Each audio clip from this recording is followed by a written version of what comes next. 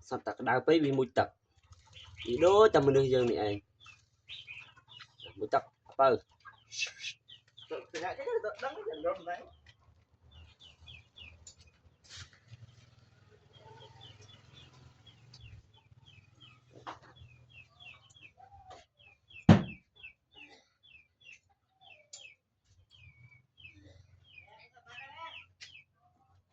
này